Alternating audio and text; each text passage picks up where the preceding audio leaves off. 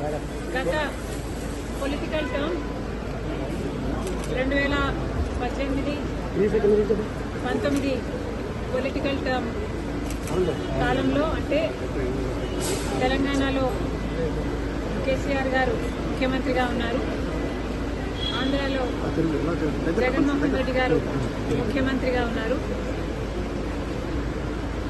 ఇద్దరు చాలా సన్నిహితంగా ఉండేవాళ్ళు,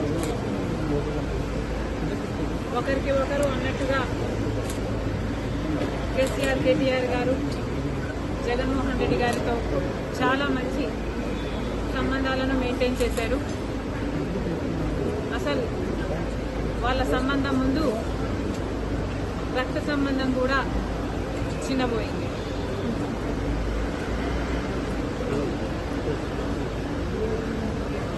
తెలంగాణలో ఫోన్ ట్యాపింగ్ జరిగింది అన్నమాట ముమ్మాటికి నిజం.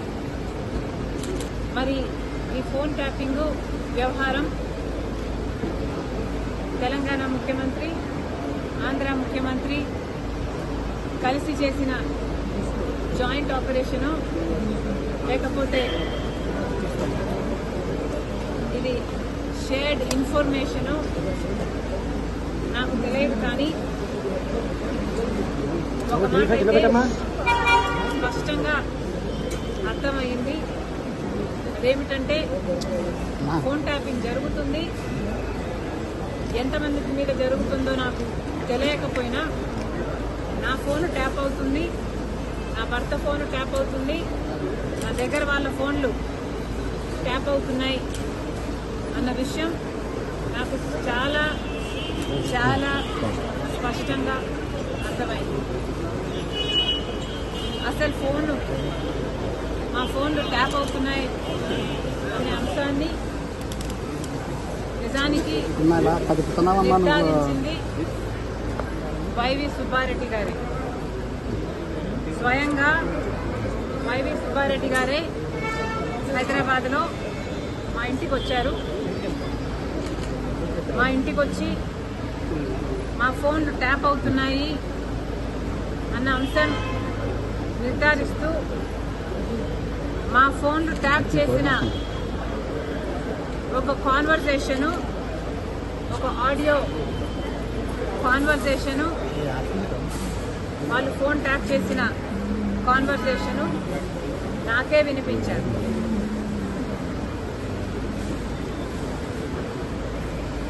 మరి ఈ విషయం సుబ్బారెడ్డి గారు ఇప్పుడు ఒప్పుకుంటారా అంటే నాకు తెలియదు, నాకు అనుమానమే. ఎందుకంటే జగన్మోహన్ రెడ్డి గారు తన సొంత మేనల్లుడు మేనకోడలు ఆస్తి కాజేసే కుట్రలో భాగంగా జగన్మోహన్ రెడ్డి గారు సాయిరెడ్డి గారికి, సుబ్బారెడ్డి గారికి ఎలా ఒత్తిడి చేశారో, ట్యూషన్లు పెట్టి మరి మీడియాలో ఎలా అబద్ధాలు మాట్లాడించారో సాయిరెడ్డి గారు స్వయంగా చెప్పారు. కాబట్టి ఇప్పుడున్న పరిస్థితుల్లో మరి సుబ్బారెడ్డి గారు ఈ విషయాన్ని ఒప్పుకుంటారో ఒప్పుకోరో నాకు తెలియదు, కానీ ఇది నిజమని నేను ఏ ఇన్వెస్టిగేషన్ ముందరైనా చెప్పగలను, బైబిల్ మీద ప్రమాణం చేయగలను, నా బిడ్డల మీద ప్రమాణం చేసి ఇది నిజమని ఎక్కడైనా చెప్పగలను. మరి ఇలా నా ఇంట్లోనే నా ముందరే ఫోన్ ట్యాపింగ్ చేసిన ఆడియోలు నాకే వినిపిస్తే మరి నేనేం చేశాను అని మీరు నన్ను అడగచ్చు. ఎందుకంటే ఫోన్ ట్యాపింగ్ అన్ఎథికలే కాదు, ఇల్లీగల్ కూడా. మరి అంత పెద్ద విషయాన్ని మా ఇంట్లో నా ముందరే బయట పెడితే నేనేం చేశాను అని మీరు నన్ను ప్రశ్నించవచ్చు. కానీ ఇక్కడ నేను చెప్పాలనుకున్న సంజాయిషి ఏమిటంటే, అప్పట్లో ఒకవైపు తెలంగాణలో కేసీఆర్ గారు ముఖ్యమంత్రిగా ఉన్నారు, ఆంధ్రప్రదేశ్లో జగన్మోహన్ రెడ్డి గారు ముఖ్యమంత్రిగా ఉన్నారు. ఇటు తెలంగాణలోనైనా ఇటు ఆంధ్రాలోనైనా కేసీఆర్ గారు జగన్మోహన్ రెడ్డి గారు చేస్తున్న అరాచకాలతో పోలిస్తే ఫోన్ ట్యాపింగ్ అంశం చాలా చిన్నదిగా కనిపించింది.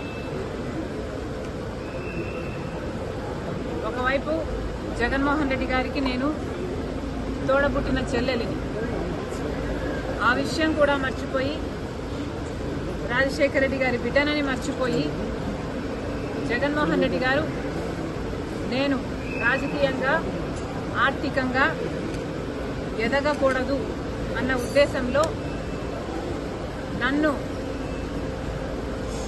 ఎలాగైనా సరే నా భవిష్యత్తును పాతిపెట్టాలి అన్న ఉద్దేశంతో ఎన్నో చేశారు. అందులో భాగం ఫోన్ ట్యాపింగ్లు అయితేనేమి, నా మీద నిఘా పెట్టడం అయితేనేమి, నేను మాట్లాడుతున్న వాళ్ళని ట్రాక్ చేయడం అయితేనేమి, నాకు రాజకీయంగా బలమయ్యే వాళ్ళని లేక నాకు సపోర్టు చేసే వాళ్ళని బెదిరించడం అయితేనేమి, ఇలాంటివి ఎన్నో చేశారు. అందులో భాగంగానే ఈ ఫోన్ ట్యాపింగ్ కూడా చేశారు అన్న ఉద్దేశంలో నన్ను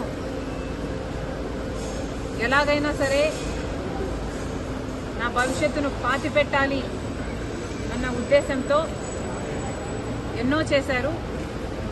అందులో భాగం ఫోన్ ట్యాపింగ్లు అయితేనేమి, నా మీద నిఘా పెట్టడం అయితేనేమి, నేను మాట్లాడుతున్న వాళ్ళని ట్రాక్ చేయడం అయితేనేమి, నాకు రాజకీయంగా బలమయ్యే వాళ్ళని లేక నాకు సపోర్టు చేసే వాళ్ళని బెదిరించడం అయితేనేమి, ఇలాంటివి ఎన్నో చేశారు. అందులో భాగంగానే ఈ ఫోన్ ట్యాపింగ్ కూడా చేశారు. జగన్మోహన్ రెడ్డి గారు నా మీద చేసిన అత్యాచారాలలో ఫోన్ ట్యాపింగ్ అనేది చాలా చిన్నది. అసలు నేను ఊపిరి తీసుకోవడమే కష్టం చేశారు జగన్మోహన్ రెడ్డి గారు. కనుక ఆ రోజుల్లో నేను తెలంగాణలో పొలిటికల్ అరీనాలో ఉన్న కేసీఆర్కి వ్యతిరేకంగా పోరాటం చేస్తున్న జగన్మోహన్ రెడ్డి గారికి ఏ సంబంధం లేనప్పటికీ నన్ను తొక్కేయాలి అని గట్టి ప్రయత్నం చేస్తున్నాడు. ఇంతమంది ఇన్ని ఫోర్సెస్తో పోరాటం చేయడం వాస్తవానికి నాకు చాలా కష్టంగా ఉండింది.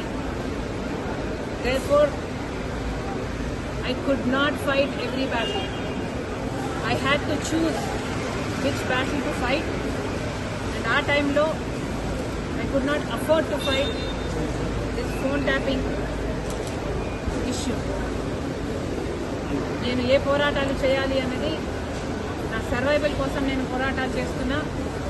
కాబట్టి ఆ పర్టికులర్ టైంలో ఫోన్ ట్యాపింగ్ ఇష్యూ మీద నేను పోరాటం చేయలేకపోయినా, in spite of knowing that is illegal, unethical and against my constitutional rights. కానీ ఇప్పుడు నేను చెప్తున్నాను, ఫోన్ ట్యాపింగ్ జరిగిన మాట వాస్తవం, ముమ్మాటికి నిజం. ఈ కాన్వర్సేషను సుబ్బారెడ్డి గారు వైసీపీ నాకు సొంతంగా వినిపించింది. ఇది నిజం. కాబట్టి ఇప్పటికైనా నేను అప్పుడు చేయలేని పోరాటం, ఇప్పుడు ప్రభుత్వాలు మారాయి, ఇక్కడ రేవంత్ అన్నగారు ఉన్నారు, అక్కడ చంద్రబాబు గారు ఉన్నారు. కనీసం ఇప్పుడైనా ఈ ఇష్యూని చాలా సీరియస్గా తీసుకోవాలి. ఎక్కడ ఏ ఎంక్వైరీకి రమ్మన్నా నేను కూడా రావడానికి సిద్ధంగా ఉన్నాను. తప్పు జరిగింది, ఆ తప్పుకు శిక్ష కూడా పడాల్సిన అవసరం ఉంది.